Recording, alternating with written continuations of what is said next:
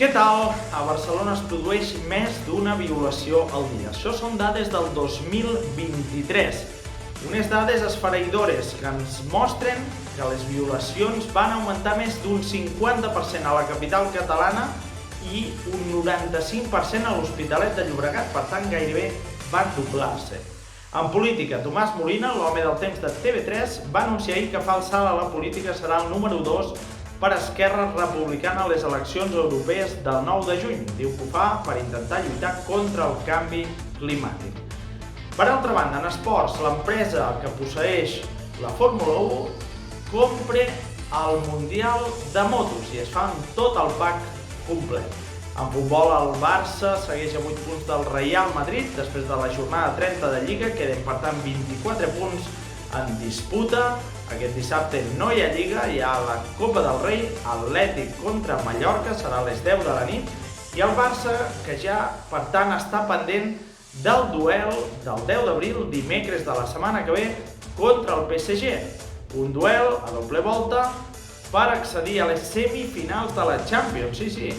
El Barça, que disputarà aquests quarts després de guanyar dissabte contra el Las Palmas, en una victòria bastant pírrica, això sí, i abans tindrà aquests dies per preparar-se. Entre l'eliminatòria hi haurà un partit contra el Cádiz i després hi ha el partit clàssic contra el Real Madrid.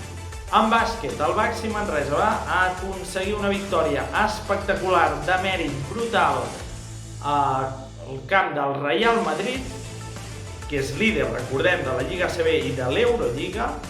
Un Baxi Manresa que porta 5 victòries seguides, que està vuitè, que ara mateix, si s'acabés la Lliga regular, queden 7 partits, jugaria precisament contra el Real Madrid i que té tot el dret a somiar.